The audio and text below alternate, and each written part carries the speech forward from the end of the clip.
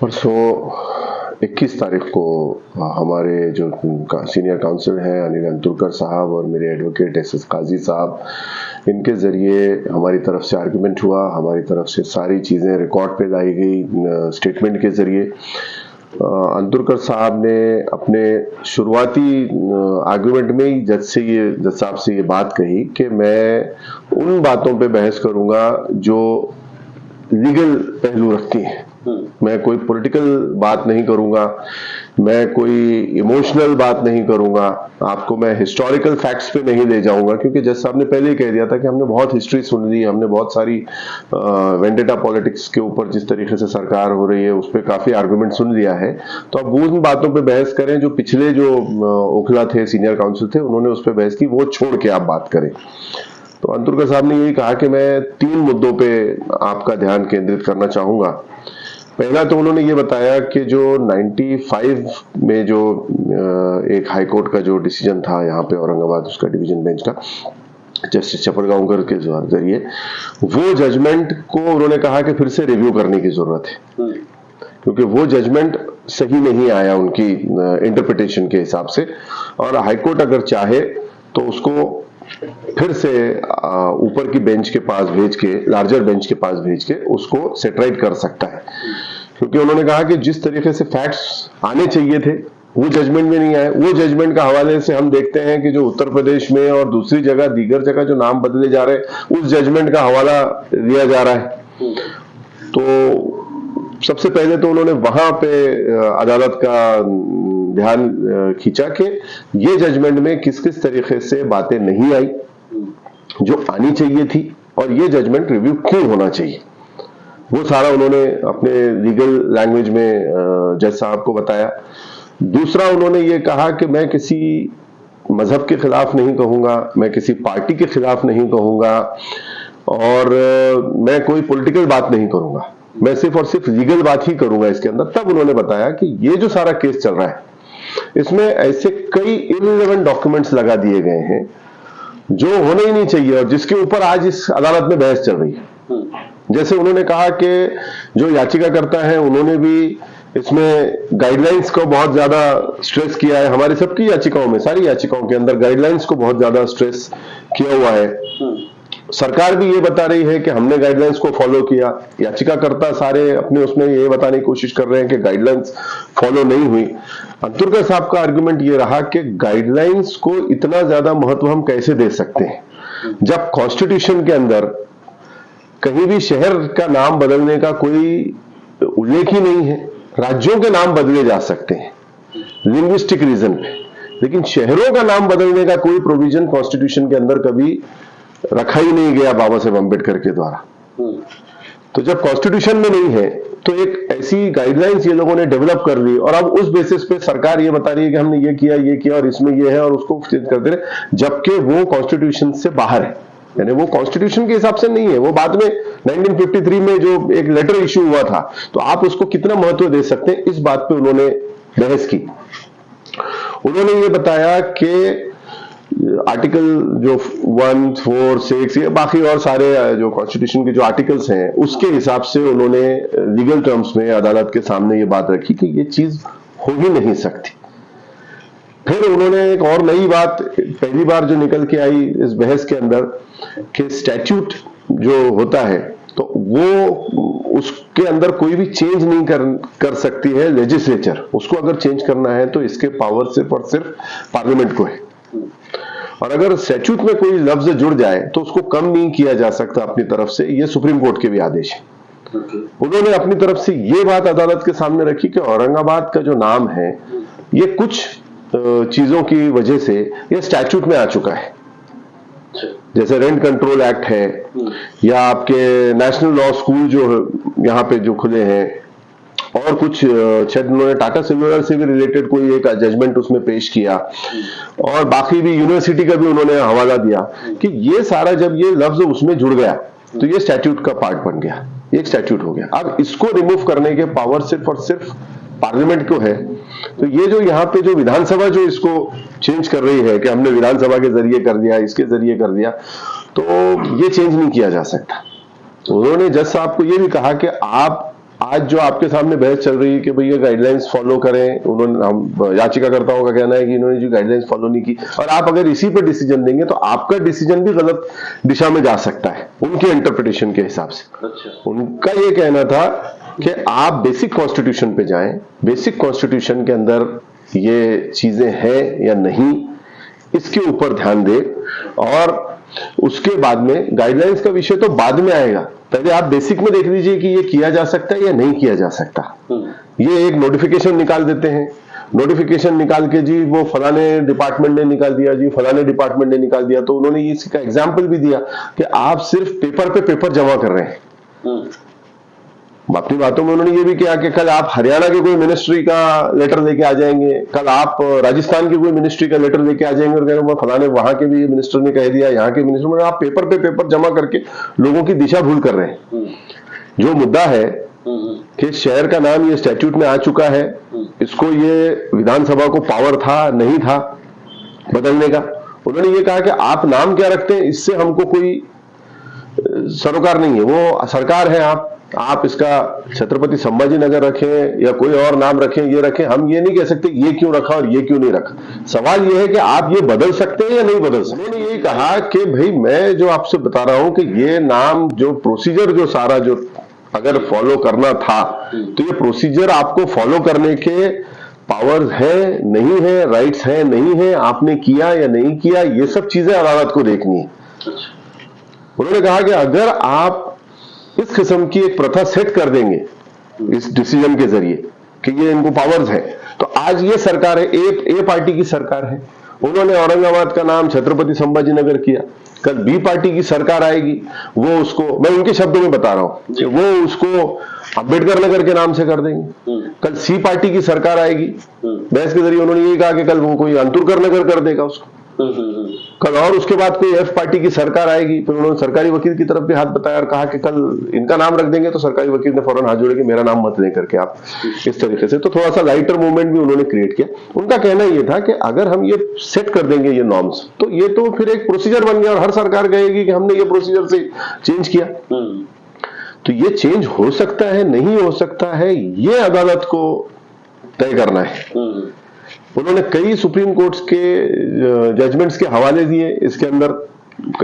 महाराष्ट्र के भी बाहर के भी, उसके अंदर की ये जजमेंट्स के हिसाब से भी सुप्रीम कोर्ट का या कॉन्स्टिट्यूशन के हिसाब से ये पहलू निकल के आता है, तो ये नहीं हो सकता। तीसरी चीज उन्होंने सामने लाई कि सरकार ने यहां ऑब्जेक्शंस मंगवाए एमएलआरसी के जरिए। एक तरफ आप एक लेटर निकाल रहे हैं, एक नोटिफिकेशन निकाल रहे हैं कि हम इसका जो है ऑब्जेक्शंस मंगा रहे हैं, दूसरे उन्होंने डॉक्यूमेंट्स पेश किए कि आप जो है दूसरी तरफ, उनका कहना यह था कि आप राइट हैंड से ऑब्जेक्शंस मंगा रहे हैं और आप लेफ्ट हैंड से नोटिफिकेशंस निकाल रहे हैं, कि जब हमने ये डिसाइड कर दिया, जब उन्होंने कहा फिर ये ड्रामा क्यों किया गया, खाली फॉर्मेलिटी, ये सिर्फ एक ड्रामा था। आप डिसाइड कर चुके थे कि हमको ये करना है, आपने वेट भी नहीं किया कि लोगों के ऑब्जेक्शंस आएंगे उसको डिसाइड करेंगे, आपने कोई ऑब्जेक्शंस का बिल्कुल भी उसको सीरियसली नहीं दिया, इधर से फॉर्मेलिटी के तहत आपने ऑब्जेक्शंस मंगाए लोगों से,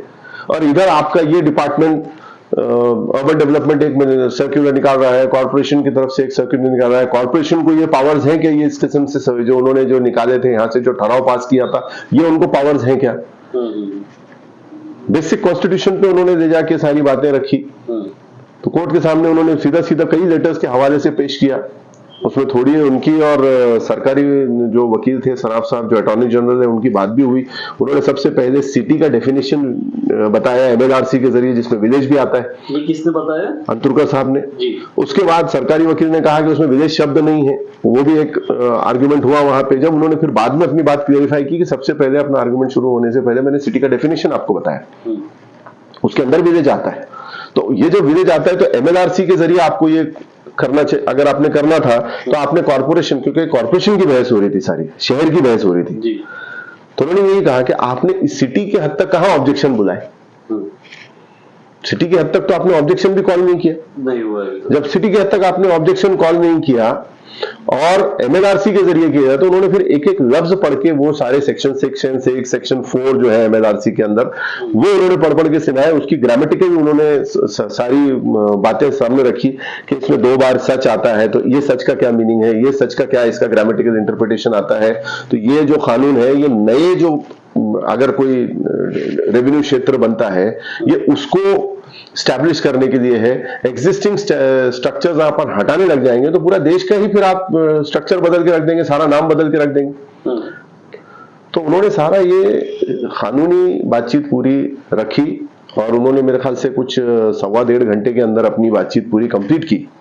बहुत लंबा भी उन्होंने उसको नहीं ले गए। उन्होंने कहा कि जो पिछले जो याचिका करता है उनके वकीलों ने काफी बातें, हिस्टोरिकल फैक्ट्स और ये वो सारी रखी हैं। मैं क्योंकि कोर्ट को जबान दे चुका हूं कि मैं बातें रिपीट नहीं करूंगा, इसलिए मैं अपने सारे पहलू पेश कर रहा हूं। उन्होंने अपना अराउंड 1.5 घंटे के अंदर अंदर अपना सारा जो भी आर्ग्यूमेंट था उसको उन्होंने महदूद किया और कोर्ट को फिर आखिर में उन्होंने ये भी बताया कि ये जो हाईकोर्ट के जो रजिस्ट्रार के द्वारा यहाँ एक सर्कुलर निकाला गया था, वो उन्होंने कोर्ट को बताया कि ये आपके पास यहाँ केस चल रहा है और आपके नीचे सब जो ऑफिसर्स हैं, जो आपके डिपार्टमेंट कोर्ट के ही हैं, ये इस किस्म से निकाल रहे हैं। तो कोर्ट ने उसको काफ़ी सीरियसली, दोनों जज साहब जो बैठे थे अपने, हमारे चीफ जस्टिस और दूसरे जो उनके साथ जो जज साहब थे, उन्होंने उसको काफ़ी सीरियसली दिया। देखते हैं उस पर वो क्या कार्रवाई। सवाल वो पूछ रहे थे उनसे, लेकिन काफी मतलब पॉजिटिव मुझे उनकी बॉडी लैंग्वेज और उनके फेशियल एक्सप्रेशंस, क्योंकि हम तो सामने बैठे थे, तो वो सवाल पूछ रहे थे कि ये कैसे हो सकता है, स्टैट्यूट के अंदर अगर आ जाए तो क्या बाकी नहीं बदले जा सकते। ये इस किस्म से जज साहब की जो क्वेरीज थी उसका भी बखूबी अंतुरकर साहब ने उसका जवाब दिया और खाजी साहब भी उस वक्त उनके साथ मौजूद थे वहां पे कोर्ट हॉल में। सरकारी अटॉर्नी जनरल थे स्टेट की तरफ से, यूनियन की तरफ से काकड़े साहब हैं वो थे, तो ये सारे वकील वहां मौजूद थे और बाकी भी दूसरे दीगर वकील भी थे। औरंगाबाद की तरफ से जितने याचिकाकर्ता थे उन सबके जो सीनियर काउंसिल्स थे, वकील थे, वो अपना आर्ग्यूमेंट कंप्लीट कर चुके हैं। अंतुरकर साहब के आर्ग्यूमेंट के बाद जो दीगर याचिकाकर्ता थे उनके वकील ऑनलाइन मौजूद थे, एक वहां पे थे भी एक और वकील साहब वो बैठे हुए, तो उन सब ने अंतुरकर साहब का ही आर्ग्यूमेंट को अडॉप्ट कर रहे हैं, वो ऐसा कोर्ट के सामने कहा है। फिर भी अभी आज इस वक्त 23 तारीख को मुझे लगता है कि उस्मानाबाद का जो मैटर है उसके जो पिटिशनर्स हैं उनके वकील आज बहस करेंगे उस्मानाबाद की तरफ से। इन सब के बाद उनकी जो भी 1 या 2 सीनियर काउंसिल उस्मानाबाद की तरफ से भी हैं, उनका होने के बाद औरंगाबाद और उस्मानाबाद के पिटिशनर्स को कोर्ट ने लिबर्टी दी है कि आप अपना जो रिप्लाई है वो रिटर्न में भी सबमिट कर सकते हैं। अच्छा, तो हम लोग जो भी चाहेंगे हम लोग भी कर रहे हैं और भी दीगर करेंगे, तो हम अपना रिटर्न आर्ग्यूमेंट जो है, मतलब जो बातें हमने कही और अगर कुछ इसके अलावा भी हमको उसमें अगर कुछ कहना है तो वो रिटर्न में हम भी, इन द सेंस जब तक सरकारी वकील की बहस से पहले। अच्छा, अभी उस्मानाबाद की चलेगी, आज हो सकता है 1-2 तारीख उस्मानाबाद वाले भी ले ले। उसके बाद जो भी रहेगा फिर बीच में जो वक्फा रहेगा उसमें सबको रिटर्न आर्ग्यूमेंट करने की परमिशन है, औरंगाबाद वालों को भी उस्मानाबाद वालों को, जो भी अलग अलग वकील हैं जो चाहते हैं। ये रिटर्न आर्ग्यूमेंट्स देख के और जो ओरल आर्ग्यूमेंट्स हो चुके हैं सारे, वो सबको पूरा क्लब करके सरकारी वकील अपना जवाब देंगे, औरंगाबाद के लिए भी और उस्मानाबाद के लिए भी। उसके बाद अगर लगता है कोर्ट को कि इसमें कोई मुद्दों पे बहस होनी चाहिए तो शायद फिर से एक ऑप्शन, एक मौका कोर्ट हम सबको दे। नहीं, अगर वो खत्म हो जाता है, किसी का उसमें कोई नहीं रहता है, तो कोर्ट ये सारे आर्ग्यूमेंट्स को औरंगाबाद के वकीलों की तरफ से जो रहा, याचिकाकर्ताओं के सीनियर काउंसिल्स की तरफ से, उस्मानाबाद के और सरकारी वकील का जो कहना रहा, ये सारा जो आएगा सारा कोर्ट के सामने, उस पर फिर कोर्ट अपना फैसला सुनाएगा, रिजर्व कर देगा, रिजर्व फॉर ऑर्डर, और फिर वो भी 8 दिन, 15 दिन, महीना, जितना कोर्ट को टाइम लगता है, उसके बाद वो अपना फैसला सुनाए। हमने पहले ही अपनी तरफ से ये बात जाहिर की है कि ये लड़ाई हम पूरी आखिर तक हम इसको लड़ेंगे। जहां तक उम्मीद है हमको कि जिस तरीके से आर्गुमेंट्स हुए हैं, जिस तरीके से कोर्ट के सामने बातें आई हैं, सरकार के पास एज सच कोई बहुत ज्यादा ठोस वो नहीं है, रीजंस नहीं है इसका शहर का नाम बदलने के लिए। तो मुझे लगता है कि जिस तरीके से और भी मामलों में अभी सरकार को मुखी खानी पड़ी है अदालती लड़ाइयों के अंदर, तो उस तरीके से ये एक ऐतिहासिक फैसला होगा और अदालत जो है इस मुल्क का जो आईन है उसके अंदर जो एक सेकुलर हमारा ढांचा है उसको बरकरार रखते हुए ये शहर का नाम बरकरार रखेगी। अगर सरकार इस फैसले के खिलाफ सुप्रीम कोर्ट जाती है तो हम उनके सामने वहां भी खड़े रहेंगे, और अगर हमको ऐसा लगता है कि हमको सुप्रीम कोर्ट जाने की जरूरत है तो हम सुप्रीम कोर्ट भी जा सकते हैं। यकीन नहीं होता तो हम केस नहीं लड़ते किए होते उनके ऊपर। ये तो सीधी सीधी दिखती हुई बात है कि एक सीधा सा अच्छे से सारा मुआशरा चल रहा है, एक शहर के अंदर एक अच्छा निजाम चल रहा है, उसको खराब करने के लिए एक कम्युनल मोटिव से दुर्गा साहब ने ये भी बात अपने उसमें की कि ये सब हम जानते हैं कि ये क्यों किया जा रहा है, एजेंडा क्या है। ये बात भी उन्होंने कही, उन्होंने किसी का कोई नाम कहीं नहीं लिया, उन्होंने कहा। और फिर लास्ट में उन्होंने ये बात भी कही कि एक कोई बहुत बड़े इंग्लिश स्कॉलर का उन्होंने एक कोट किया कि हम एक कोई अंधे व्यक्ति का उन्होंने किस्सा सुनाया कि जब उससे किसी ने पूछा कि आप यहाँ क्यों खड़े, तो उन्होंने यही कहा था कि मैं ये न्याय का मंदिर है और मैं सिर्फ न्याय के लिए इस दरवाजे पे खड़ा हूं। उन्होंने ये कहा कि जितने याचिका करता है, उन्होंने कहीं कोई उपद्रव नहीं किया जैसे आज आप देखते हैं लोगों को, उन्होंने कानून को अपने हाथ में नहीं लिया, उन्होंने कोई तोड़फोड़ नहीं की, वो सिर्फ आपके पास आए हैं न्याय की आस लेकर और उम्मीद है कि आप न्याय करेंगे। अपने कंक्लूडिंग रिमार्क्स में उन्होंने कोर्ट से यही कहा कि हमको आपसे न्याय की उम्मीद है और इससे इस देश के लोकतंत्र को मजबूती मिलेगी। जो एक इस वक्त माहौल क्रिएट किया जा रहा है कि इस देश का जो बाबा साहेब अम्बेडकर का बनाया हुआ आईन है उसको हमने कमजोर कर दिया, ये कर दिया, जो कुछ लोग कुछ ताकतें ये कोशिश कर रही हैं, उससे मुझे लगता है कि ये डिसीजन जब इंशाल्लाह औरंगाबाद और उस्मानाबाद के लोगों के हक में आएगा तो इस देश के लोकतंत्र के अंदर लोगों का कॉन्फिडेंस बढ़ेगा। जो कहीं ना कहीं आज आप देखते हैं, जस्टिस ओक के स्टेटमेंट देख लीजिए, आपके कई सीनियर वकीलों के स्टेटमेंट देख लीजिए, जिसमें ओपनली कह रहे हैं, सुप्रीम कोर्ट के जजेस की तरफ से ये स्टेटमेंट आ रहा है कि लोगों का विश्वास कहीं ना कहीं जुडिशरी में कम हो रहा है। बहुत बड़ी बात है। तो ये मुझे लगता है कि इस फैसले के बाद लोगों का न्याय व्यवस्था पे विश्वास बढ़ेगा और ये इस मुल्क के लोकतंत्र के लिए बहुत जरूरी है। एक हेल्दी डेमोक्रेसी के लिए जुडिशरी का इंसाफ पे बिल्कुल कायम रहना ये बहुत जरूरी है। अगर न्याय यहां भी नहीं मिलेगा तब फिर लोग जो है वो कहीं ना कहीं वनरेबल हो जाएंगे, परेशान हो जाएंगे और कहीं ना कहीं जो एक अनरेस्ट पैदा होता है समाज में, वो किसी भी लोकतंत्र के लिए, किसी भी मुआशरे के लिए, किसी मुल्क के लिए कभी अच्छा नहीं होता। तो हमको उम्मीद है कि हाईकोर्ट जो है वो लोगों की जो बात है, सेंटिमेंट है और जो सच है उसी पे न्याय करेगा। सत्ता के जो इस वक्त जो हुक्मरान जो बैठे हैं, जो हाकिम बैठे हैं, उनके दबाव में कोर्ट नहीं आएगा। औरंगाबाद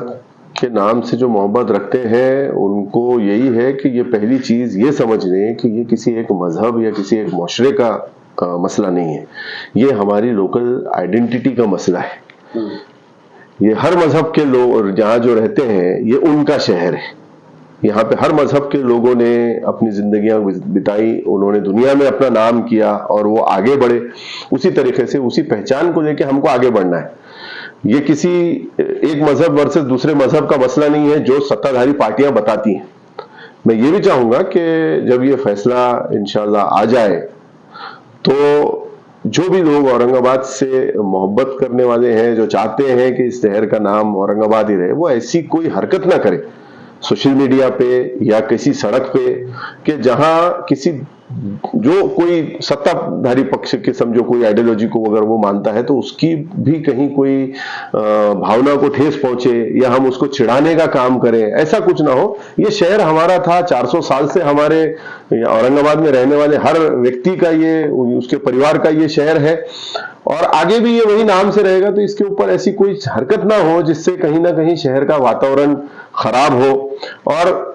बहुत ही डिग्निफाइड वे से, बहुत ही सोफिस्टिकेटेड वे से हमको ये फैसले को आने के बाद अपनी जिंदगियों में आगे मूव करना है। ये नहीं कि आप कहीं कोई जो है तो कोई ढोल बजा रहा है या पटाखे फीट रहा है, वो तो ये जो जंगली जमात है जो ये काम करते हैं आजकल सब जगह देश में उपद्रव फैलाने वालों का, ये उनका काम है।